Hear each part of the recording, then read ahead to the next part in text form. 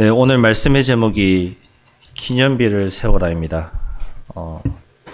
결론적으로 먼저 말씀드리자면은 우리 인생에 있어서 기념비적인 응답이 있냐?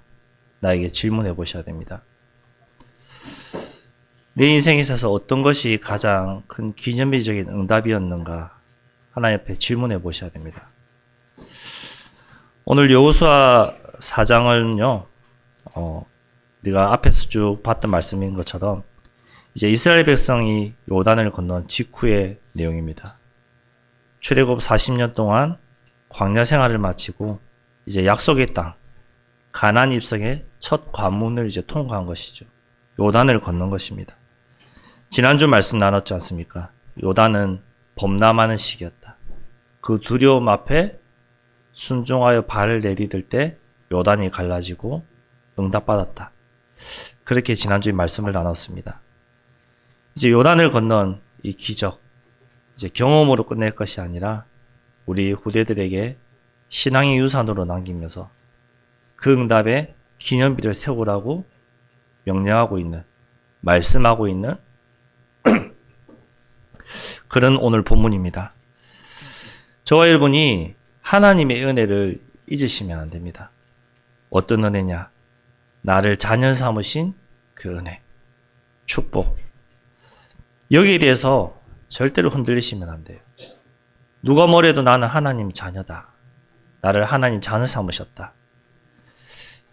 여기에 대한 확신이 있으셔야 됩니다. 즉 정체성입니다. 내가 누구냐는 거예요. 인간적으로 볼 때는 부족하고 연약하고 아무것도 할 수 없는 것 같지만 하나님 보실 때는 똑같은 하나님의 자녀라는 거예요. 그 하나님이 자녀된 저와 여러분에게 하나님은 축복하시겠다는 거예요. 우리의 노력으로 하나님의 백성이 된 것이면 얼마나 많은 노력을 해야 되겠습니까? 그런데 우리의 노력이 아닌 은혜로 우리의 신분이 바뀌었습니다. 하나님이 주신 그 은혜로 내가 백성이 된 거예요. 은혜로. 그 은혜를 생각하시면서 나에게 주신 기념비적인 응답이 무엇인지를 오늘 한번 곰곰이 말씀을 들으면서 기도하시면서 한번 생각해 보시기 바랍니다. 그러면은 감사할 수밖에 없습니다. 하나님의 자녀인 저와 여러분에게 하나님은 때에 따라 채찍질도 하십니다. 그리고 축복도 하십니다. 그렇게 하신 이유가 무엇입니까? 자녀이기 때문에 그렇습니다. 우리가 자녀를 키우다 보면은 자녀를 양육하는 데 있어서 훈계할 때 또 말로 또 때리기도 하고 실제로 몽둥이도 들기도 하고 합니다. 왜 그렇습니까? 잘 되라고, 바른 길로 가라고, 올바르게 커라고 그렇게 양육하지 않습니까? 하나님도 당신의 자녀들에게 그렇게 양육하고 있습니다. 히브리서 12장 6절과 7절에 이렇게 말씀하고 있습니다. 주께서 그 사랑하시는 자를 징계하시고 그가 받아들이시는 아들마다 채찍질 하심이라. 하나님의 자녀가 하나님 보실 때 바른 길을 가지 않으면 징계하시는 거예요. 채찍질 하시는 거예요. 그러면서 다시 우리가 하나님께로 돌아오기를 하나님은 원하고 있죠. 그 여정이 이스라엘 백성들의 역사이지 않습니까? 광야길이었지 않습니까? 광야를 왜 갔습니까? 하나님의 뜻을 못 깨달으니까 하나님이 광야를 통해서 징계하시고 채찍질하시면서 알게 하신 거예요. 내가 너네를 이렇게 사랑하고 인도하는데 왜 모르느냐? 채찍질하시면서 보라고 알게 하신 거예요. 깨닫게 하신 거예요. 그러면서 우리를 택하신 족속이요 왕 같은 제사장으로 삼으셨습니다. 그러면서 뭘 하기 원하십니까? 아름다운 덕을 선포하려고. 이 아름다운 덕이 뭡니까? 바로 그리스도의 복음이죠. 하나님의 말씀을 선포하려고 우리를 택하시고 제사장으로 삼으신 겁니다. 애굽부터 지금까지 하나님은 우리를 인도하고 계십니다. 즉 하나님은 우리 인생의 전부를 세밀하게 인도하고 있어요. 우연처럼 보이는 것도 모든 것이 하나님의 섭리 속에 있는 언약의 흐름 속에 있는 것입니다. 출애굽기 20장 2절에 이렇게 말씀하고 있습니다. 나는 너를 애굽 땅 종되었던 집에서 인도하여 낸 내 하나님 여호와다. 이렇게 말씀하고 있습니다. 애굽 땅 종되었던 집, 거기서 우리를 인도하셨답니다. 언제까지? 지금까지, 앞으로도. 하나님이 어떻게 나를 구원하셨고 내가 어떻게 구원받았으며 어떻게 변화되고 이 축복을 누리는지 잊으시면 안 돼요. 생각하셔야 돼요. 감사하셔야 돼요. 요단을 건너게 하신 그 은혜 생각하셔야 돼요. 절대로 건널 수 없는 강이거든요. 범람의 위기, 지난주에 말씀드렸잖아요. 충주에 흐르는 달천강이 범람하는 그 위기 속에 거기에 내가 발을 내딛는다? 불가능합니다. 할 수 없습니다. 두렵습니다. 그런데 하나님은 그 요단을 건너게 하셨어요.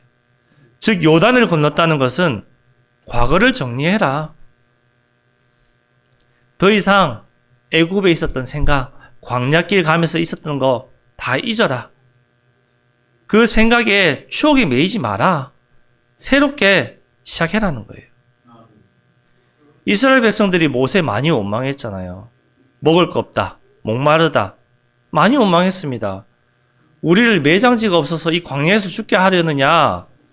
모세를 얼마나 원망했습니까? 물이 없어 목마릅니다. 얼마나 원망했습니까? 배고픕니다. 얼마나 원망했습니까? 애굽 땅 종되었던 곳에서 인도해낸 그 은혜 생각하지 아니하고 당장 현실에 닥쳐 있는 내 앞에 있는 의식주, 이것 때문에 얼마나 원망했습니까? 하나님이 우리를 인도하셨는데 그 인도하심에 감사해야 되는데 당장 내 앞에 있는 어려움에 내가 그 하나님 앞에 원망하고 있진 않은지 나를 돌아보셔야 돼요. 우리가 첫사랑 잊어지십니까? 잘 안 잊어지잖아요. 그렇다면은 하나님과의 첫사랑 어떻습니까? 지금도 설레이십니까? 지금도 그 첫사랑 하나님의 받은 그 은혜를 생각하면 너무 감사가 넘치고 감격이 넘치고 기쁘십니까? 기쁘셔야 돼요. 감사가 넘치셔야 돼요. 근데 지금 나의 영적 상태는 어떻습니까? 감사보다 불평, 원망할 때가 더 많지 않습니까? 하나님 앞에 받은 그 은혜를 생각하고 기뻐하는 그 순간보다 지금 나의 순간은 어떻습니까? 이스라엘 백성들처럼 원망하고 불평하고 있지 않습니까? 그 첫사랑을 잊으시면 안 돼요. 날마다 설레셔야 돼요. 하나님이 나에게 주신 그 은혜. 내가 조금 잘 나가다 보니까, 여유 있다 보니까 나도 모르게 어떻게 하죠? 교만해지고 있습니다. 그 하나님의 사랑을 잊어버리고 있습니다. 하나님은 우리가 요단을 순종하여 건너게 하신 그 후에도 곧바로 전쟁하지 않으시고 어디로 인도하셨습니까? 오늘 길갈로 인도하셨습니다. 자, 이 길갈의 어원은 히브리어로 갈랄이란 뜻이에요. 즉 굴리다, 떠나보내다, 제거하다라는 뜻이에요.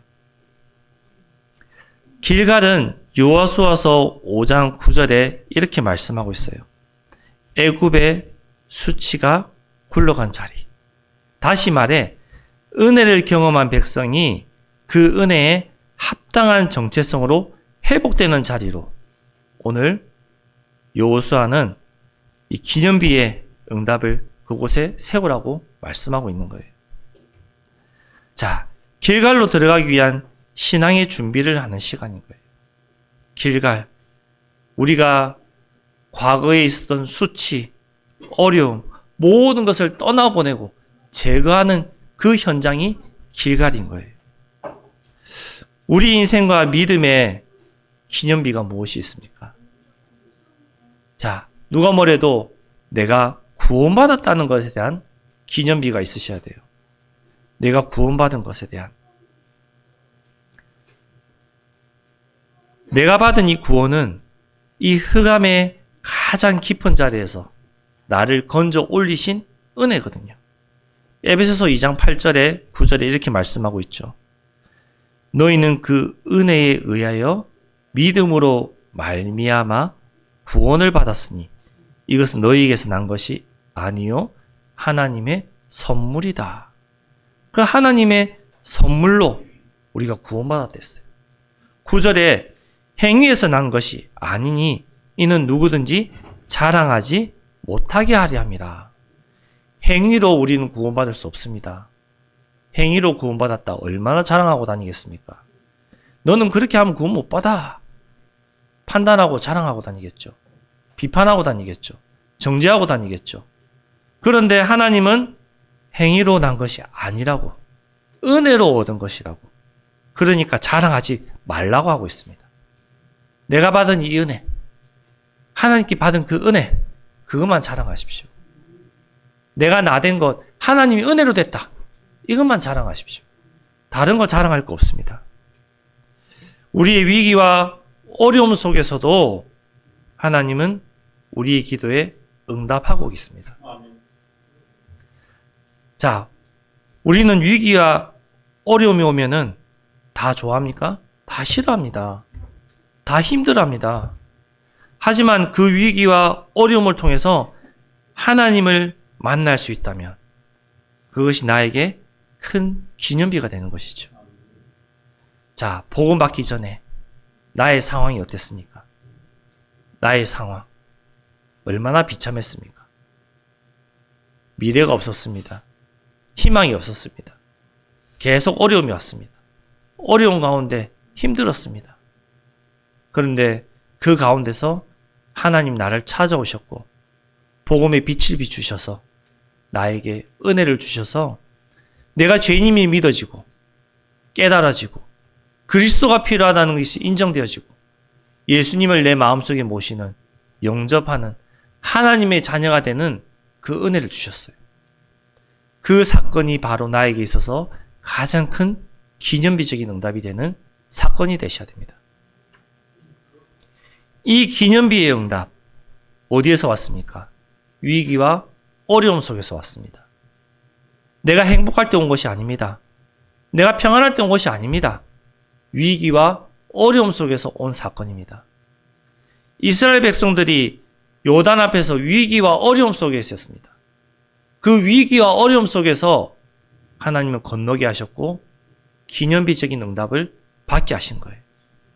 위기와 어려움 그 뒤에 절대로 잊지 말할, 절대로 놓쳐서는 안 되는 그런 기념비적인 응답을 하나님은 행하셨어요. 보여주셨어요. 자, 고린도후서 1장 10절에 이렇게 말씀하고 있습니다. 그가 이같이 큰 사망에서 우리를 건지셨고 또 건지실 것이며 이후에도 건지시기를 그에게 바라노라. 얼마나 축복입니까?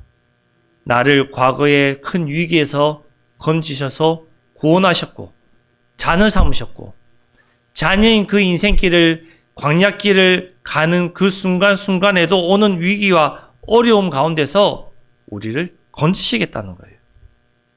건지시겠다는 거예요. 이미 축복 받은 거예요. 보장된 축복을 받은 존재예요.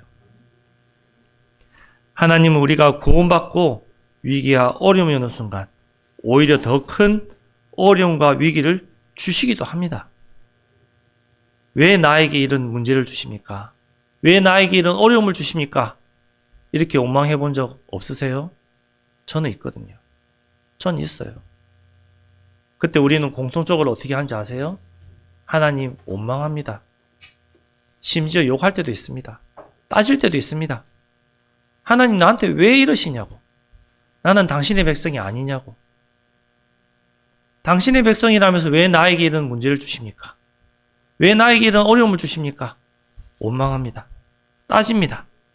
근데 하나님은 그 뒤에 어떻게 하시죠? 더 큰 축복으로 우리에게 감싸주시고 회복해 하십니다. 그러면은 우리가 하나님 죄송합니다. 회개하죠. 그리고 다시 바로 하나님 내가 주를 위해서 살겠나이다. 다시 사명을 붙잡습니다. 그 현장이 바로 이 길갈이에요. 하나님은 요단을 건너게 하신 후에 다 끝났다가 아니라 오히려 길갈에서 할례를 행해냈어요. 더 어려움을 주셨어요. 더 어려움 속으로 입으로 들어가라고 하셨어요. 자, 이 사건을 통해서 하나님은 이스라엘 백성들이 정체성을 다시 한 번 더 회복하게 하시고 알게 하신 거예요. 즉, 이제 넌 종의 백성이 아니야. 더 이상 애굽에 있지 마. 광야 생활에 묶이지 마. 거기서 나와라. 그리스도의 피값으로 사신 언약의 백성이다. 알게 하시는 현장이에요. 그 길갈의 현장을 통해서 하나님은 우리에게 사명을 주시고 또 순종하기를 원하고 있습니다. 순종하여 요단을 건넌 사람만 가나안 땅을 보게 하셨어요. 여호수아를 보면서 계속 나오는 단어가 뭐냐? 순종해라. 말씀 따라가라. 이거예요. 순종할 때 요단을 건너고 말씀 따라갈 때 여리고가 무너지고 말씀 따라가지 않을 때 뒤에 보면은 아이성 앞에서 실패할 것이고 다시 말씀 따라갈 때 회복할 것이다. 그리고 그 말씀 따라갈 때 너에게 주기로 약속한 약속의 땅 분배해 주겠다. 그 내용이에요. 즉 순종을 요구하시는 내용이에요. 순종하면서 말씀 따라가기를 원하시는 그 내용이 바로 여호수아 전체의 내용입니다. 요한복음 14장 21절에 나의 계명을 지키는 자라야 나를 사랑하는 자라고 나의 사랑을 나타내는 자라고 그렇게 말씀하고 있습니다. 우리가 하나님의 계명 뭡니까? 말씀 얼마나 지키고 있습니까? 얼마나 순종하고 있습니까? 얼마나 따라가고 있습니까?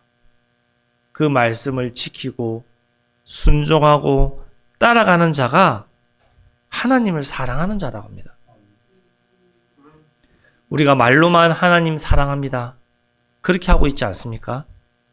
정말로 하나님을 사랑한다면은 그의 말씀을 얼마나 따라가고 있습니까? 그의 말씀을 얼마나 순종하고 있습니까? 질문해 보셔야 됩니다. 내 스스로에게 확인해 보셔야 됩니다. 그러면서 우리 가문과 후대를 향한 기념비를 하나님은 남기기를 원하고 있습니다. 자, 가문과 후대를 향한 기념비 무엇이 있을까요?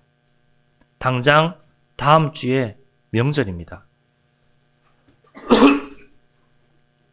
당장 다음 주에 이 명절 우리 가문에 우리 후대들 위해서 기념비를 남기셔야 돼요. 이 말은 뭡니까? 내 가문에 우리 가문에 믿지 않는 가정 뭐합니까? 우상 숭배합니다. 그 현장에 예수가 그리스도라는 사실을 선포할 수 있는 그 그리스도로 가문이 변화되어지는 기념비를 남기셔야 돼요. 누굴 통해서? 하나님의 자녀인 저와 여러분을 통해서. 믿음의 조상으로 부른 저와 여러분을 통해서. 그 가문에 기념비를 남기셔야 돼요. 처음에는 힘듭니다. 어렵습니다. 왜? 우상 숭배하는 가문이니까요. 저희 친척들 아직도 예수 믿지 않습니다. 우상 섬기고 있습니다. 명절에 제사 지냅니다. 그래도 요즘에는 몇몇 가정들 보니까요. 제사 안 지낸다 하더라고요. 왜? 힘들어서 이제 안 지낸다 하더라고요. 그 조상을 섬기는 것이 옳고 조상이 축복을 주는 것이 맞다면은 힘들다고 제사 안 지내면 되나요? 제사 계속 지내야 되죠. 근데 왜 안 지냅니까? 제사 지내도 축복 주는지 모르니까 이제. 제사 지내기 싫은 거예요. 제사 지내다 보니까 장 봐야 되고 음식 해야 되고 힘드니까 안 하는 거예요. 거기에 우리가 가서 이제 올바른 복음을 선포해야 되죠. 올바른 그리스도의 말씀을 전해야 됩니다. 지금까지 제사 지냈던 거 축복 받았느냐? 질문해 보세요. 얼마나 응답받았는지 확인해 보세요. 그리고 나를 보라고 하세요. 나는 제사도 안 지내고 예배만 드렸는데 하나님 우리 가정을 얼마나 축복하셨는지 나를 보고 판단하라고 하세요. 저희 친척들 다 알고 있습니다. 저를 보면서 판단하고 다 체크하고 있습니다. 다 보고 있습니다. 우리 가문에 나를 통해서 내 안에 있는 복음을 통해서 기념비를 남기십시오. 그 기념비의 시작이 되는 다음 주 명절 캠프가 되시기 바랍니다. 우리 후대들에게 이 중요한 응답을 이번 명절 통해서 보여주셔야 돼요. 우리 후대들에게 믿지 않는 친척들에게 엄마 아빠로서 믿음의 조상으로서 복음 선포하는 것을 보여주셔야 돼요. 이 복음이 선포될 때 우리 친척들이 바로 받아들이지 않고 핍박할 수도 있고 욕할 수도 있고 또 그 자리에서 변화될 수도 있다. 이걸 우리 후대들에게 보여주셔야 돼요. 이것만큼 좋은 전도 현장 없습니다. 이것만큼 확실한 현장 없어요. 우리 후대들이 보고 알아야 돼요. 그래서 모범이 되는 삶, 이런 모범이 되는 삶을 사셔야 돼요. 무엇으로 모범이 되시겠습니까? 세상적으로 우리보다 훨씬 더 훌륭한 사람 어마어마하게 많습니다. 윤리 도덕적으로 더 많습니다. 세상에 나가면요, 특히 저 천주교라든지 불교, 우리보다 더 세상적으로 잘 섬기고 헌신하고 봉사 더 많이 합니다. 그들에게 우리가 따라갈 수 없을 만큼 그들 우리보다 더 앞서서 봉사, 헌신하고 있습니다. 무엇으로 모범을 보이시겠습니까? 우리가 모범을 보일 것은 예수 믿는 이 믿음으로 모범을 보이셔야 됩니다. 예수 믿는 이 신앙으로 우리 후대들에게 본을 보이셔야 됩니다. 즉, 내가 예배 자리에 나와서 하나님 앞에 예배드리고 기도하는 것, 우리 후대들, 자녀들, 이 자리에 있는 렘넌트들 다 보고 있거든요. 그걸 보고 자라는 거예요. 아, 우리 장로님, 우리 권사님들, 우리 부모님 예배 시간에 정말로 이렇게 예배드리더라. 우리 자녀들이 보고 있는 거예요. 그걸 보고 자라서 그들도 예배드리는 거예요. 그 믿음의 본을 보이셔야 됩니다. 삶에 있어서 본이 된다는 것은 말처럼 쉽지 않습니다. 잘 안 돼요. 힘들어요. 왜? 창세기 3장, 6장, 11장 속에서 나 중심적으로 성공, 물질 중심적인 삶이 내 안에 우선순위가 너무나도 많이 되어 있기 때문에, 너무나도 그걸 많이 따라가려고 하기 때문에 내 안에 잘못된 각인, 뿌리, 이 체질, 죄의 습성이 남아있기 때문에 믿음의 본되는 게 쉽지 않습니다. 그래서 우리는 어떻게 해야 됩니까? 하나님이 주시는 은혜가 필요한 거예요. 안 되니까 하나님이 주시는 은혜도 해야 되는 거예요. 그 은혜로 믿음의 본이 되셔야 돼요. 그 은혜로 우리 후대들 앞에 서셔야 되는 거예요. 후대에게 말씀하세요. 아버지 본받지 마. 나 본받을 거 없어. 근데 하나님이 나에게 은혜 주시기 때문에 내가 이만큼 그래도 할 수 있는 거야. 그 은혜를 봐야 돼. 그 은혜를 본받으라고 하십시오. 하나님 나에게 은혜 주시지 않으면은 내가 지금보다 더 악할 수도 있고 더 너네들 힘들게 할 수도 있어. 하나님의 은혜를 우리가 구해야 된다. 우리 가정에 하나님의 은혜를 구해야 된다. 그 믿음의 본으로서 우리 자녀들에게 양육하시기 바랍니다. 그러면서 우리 교회와 현장에 기념비를 세우셔야 돼요. 하나님이 우리 교회에 주신 사명이 무엇입니까? 무엇인지 아십니까? 이 앞에 있지 않습니까? 사도행전 5장 42절. 그들이 날마다 성전에 있든지 집에 있든지 예수는 그리스도라고 가르치기와 전도하기를 그치지 아니하니라. 즉 전도 선교에 온 힘을 다해서 끝까지 전도 선교하란 말이에요. 하나님이 우리 교회를 통해서 하시고자 하는 예정된 일이 있거든요. 거기에 내가 쓰임 받는 것이 기념비적인 응답인 거예요. 10년, 20년 후에 우리 후대들이 우리가 예배드린 이 예배에 그리고 행했던 행사의 모든 자료 이거 보고 다 압니다. 아, 그때 우리 부모님들이, 우리 조상들이, 우리 장로님들이 이렇게 예배드리고 이렇게 하나 되고 이렇게 교회를 위해서 헌신하고 봉사하셨지. 다 보고 합니다. 그걸 보고 따라가는 거예요. 또한 우리 주변에 있는 연약한 자, 낙심된 자, 상한 자 얼마나 많습니까? 고린도후서 1장 4절에 이렇게 말씀하고 있습니다.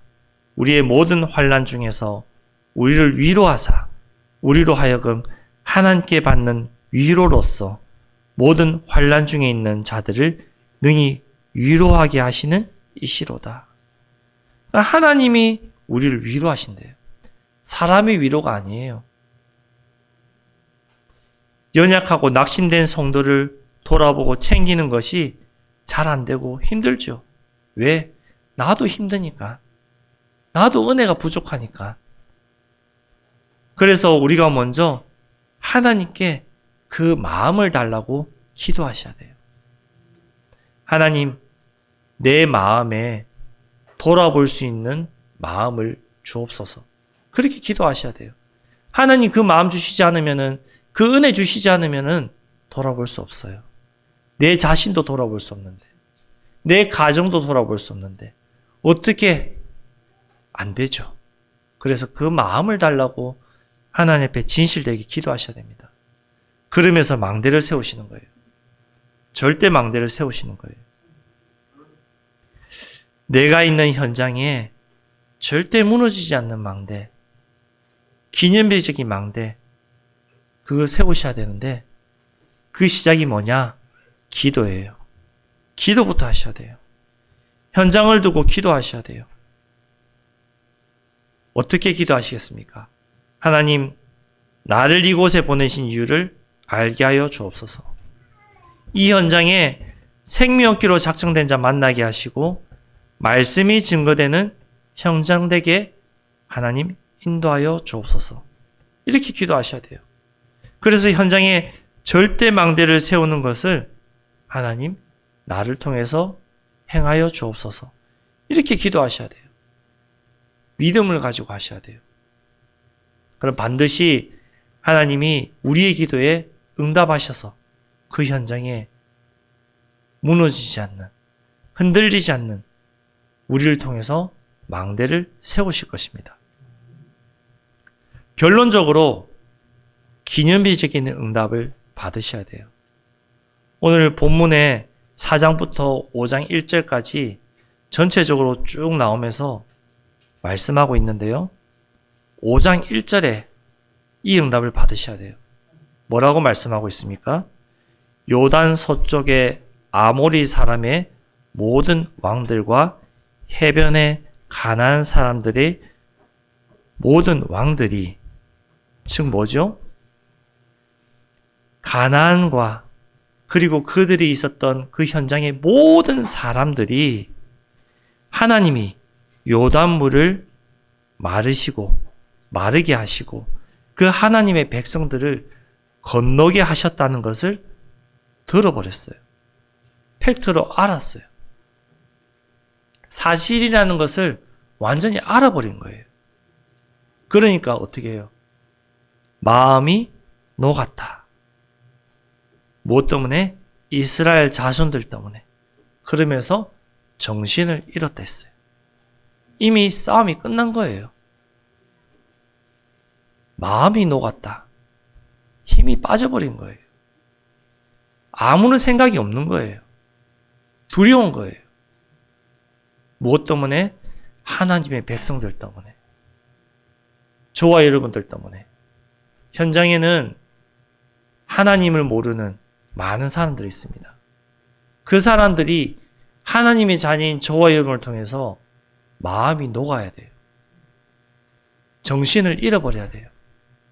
그래서 내 안에 있는 복음의 빛을 비추면서 예수가 그리스도라는 사실을 말할 때 그들이 변화되는 그 응답을 받으셔야 돼요. 그것이 바로 기념비적인 응답인 것입니다. 자, 우리 개인의 기념비는 뭡니까? 내 개인이 어떤 응답을 받으셔야 됩니까?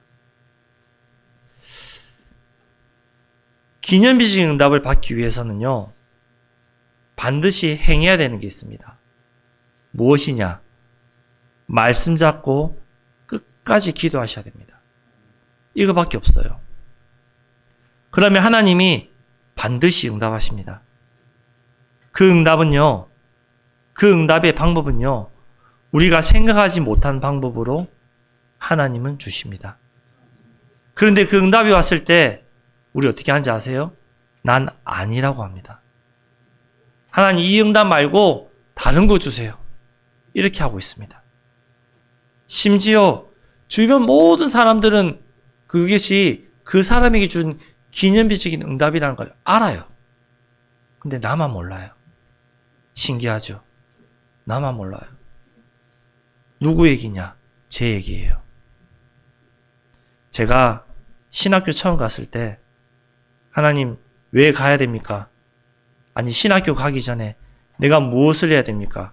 계속 질문했습니다. 왜 질문한지 아세요? 들어가는 직장마다 망해요. 회사가 망해요. 나 때문에. 신기하죠? 한두 군데도 아니에요. 들어갈 때마다 3-4군데가 다 망해요. 그래서 질문했어요. 하나님, 나를 통해서 무엇을 하기 원하십니까?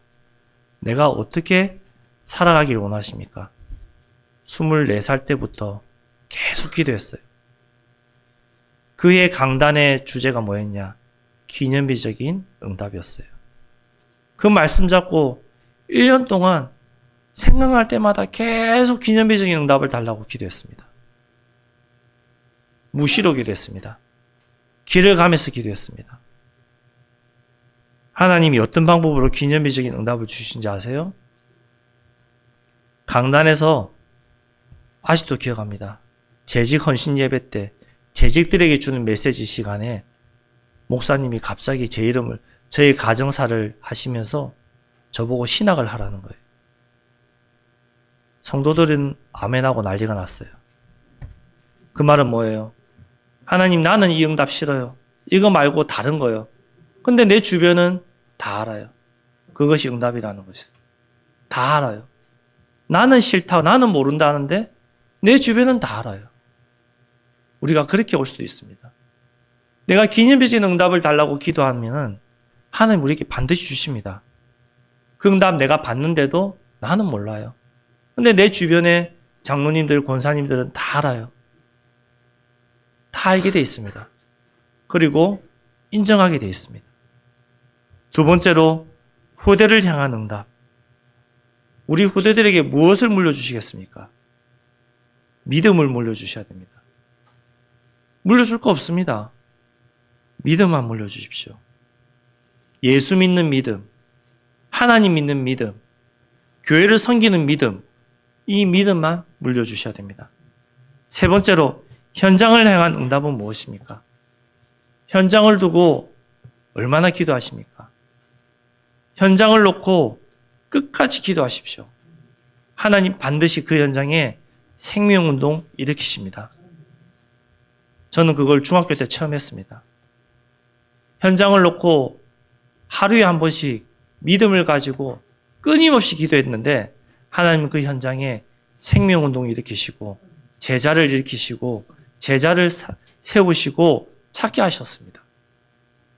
그 응답 여러분도 받을 수 있습니다. 뭐 할 때? 믿음을 가지고 끝까지 기도할 때. 하나님은 나를 이곳에 보내신 그 이유를 발견하는 순간 우리의 응답은 시작되게 되었습니다. 정리하겠습니다. 기념비는 돌로 세우는 것이 아닙니다. 하나님의 역사를 기억하고 전달할 때 분명해집니다. 그때 세워지는 것입니다. 그때 요호수아 5장 1절의 응답이 우리 현장에 일어나는 것입니다. 세상은 우리를 두려워하고 있습니다. 그래서 우리는 더욱 담대해지는 것이죠. 근데 세상이 두려워하는데 우리가 못 믿고 있는 거죠. 모르고 있는 것이죠. 여호수아 4장을 보면서 한마디로 정리하자면은 하나님의 은혜를 잊지 말라는 거예요. 이 은혜가 반드시 기념이 되라는 거예요. 기념비가 되라는 거예요. 요단을 건넜다고 담대해진 것이 아니에요. 기념비를 세웠다고 끝난 것도 아니에요. 그 다음 길갈이 있었어요. 즉 애굽의 수치가 굴러가고 종의 사고방식이 끊어지고 하나님의 백성으로 다시 서는 그 자리, 그 길갈이 우리에게 있으셔야 돼요. 그 길갈이 나에게 기념비가 되셔야 돼요. 가나안 왕들이 두려워하고 이스라엘의 마음이 담대해지는 그 길갈의 자리가 우리에게 있으셔야 됩니다. 그 자리가 나에게 기념비가 되셔야 됩니다. 기념비는 돌을 의미하는 것이 아니라고 했습니다. 하나님의 말씀으로 요단을 건넜습니다. 즉 말씀에 순종하여 따라갈 때 이 불가능한 모든 일들이 이루어진 기념비적인 응답을 우리가 봤습니다. 그 응답을, 기념비적인 응답을 우리 후대들에게 전달하는 저와 여러분 되기를 그리스도 이름으로 축복합니다. 기도하겠습니다. 하나님 감사합니다. 나를 이곳에 보내신 그 이유를 발견하게 하시고 길갈에 서서 다시 돌아보고 길갈에 서서 떠나보내고 길갈에 서서 하나님 앞에 할례를 행하여 나의 모든 것을 내려놓고 하나님이 행하시는 것을 보는 기념비적인 응답받는 이번 한 주간 되게 역사하여 주옵소서. 특별히 다음 주부터 민족 최대의 명절 설이 시작됩니다. 하나님 만나는 친척들에게 예수가 그리스도 되신 이 복음을 전하는 기념비적인 응답받는 한 주가 시작될 수 있도록 역사하여 주옵소서. 예수 그리스도 이름으로 기도드렸습니다. 아멘.